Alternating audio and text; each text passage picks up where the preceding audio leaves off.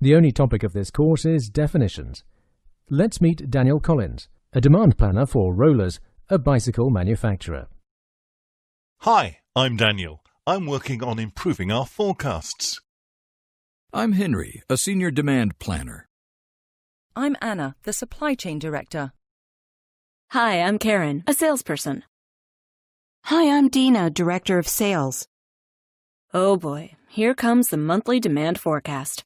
How do they create these things anyway? By picking numbers out of a hat?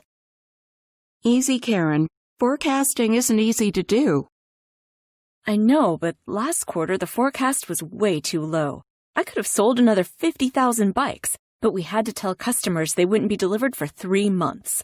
I lost a lot of commission that way. You're right, because our forecast was so low, we ended up making a lot less than we needed. Other times, we were too optimistic and had way too much inventory. Yeah, and we had to sell at a big discount. Or even worse, we even had to scrap some. But don't worry, guys. Daniel's first priority is improving our forecasts. Daniel, I'll take you through forecasting, and then it will be up to you to make improvements. In this course, Daniel will learn what forecasting is, what it is not, the objectives, and different types of forecasting methods. We will now move on to discuss forecasting methods. A more detailed explanation of individual forecasting methods will be provided in future courses. So how do we actually do the forecasting? There are 2 types of forecasting methods, quantitative and qualitative. How do quantitative methods work? They use mathematical analysis to find patterns in past demand, which they use to forecast future demand. It's like when we see bicycle sales increase a lot each April. We forecast that demand will increase by the same amount this coming April. One type of quantitative method is time series methods.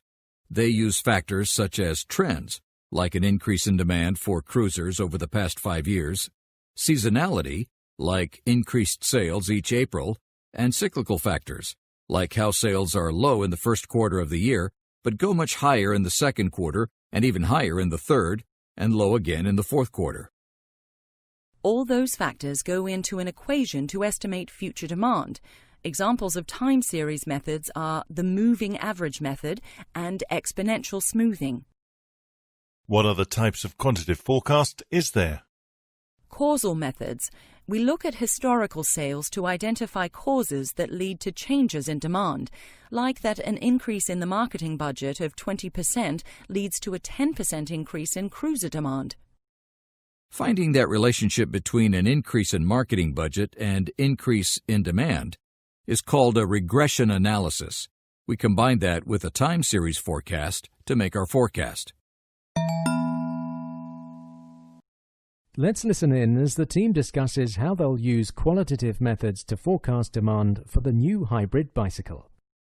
Henry, why don't you remind Daniel where forecasting fits in the supply chain planning process?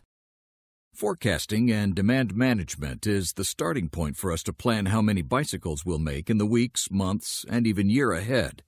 It's used to make better, longer-term decisions during sales and operations planning, S&OP, as an input into master production scheduling, MPS, in the shorter term, and to plan bicycle production capacity. I remember that from the first demand planning course, way back before I became famous.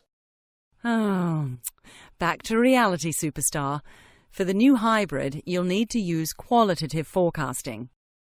That's where we use the opinions of experts or experiments to make our demand forecasts. How's it different from quantitative forecasts? Imagine quantitative forecasting as driving while looking through the rearview mirror. If the road in front of you looks just like the road behind you, it could work. That's because quantitative forecasting uses patterns in historical data to predict the future. Like for our Pro 3s, we've been selling around 10,000 per month for the past 10 years. It's pretty likely we'll see about another 10K next month as well. Good analogy.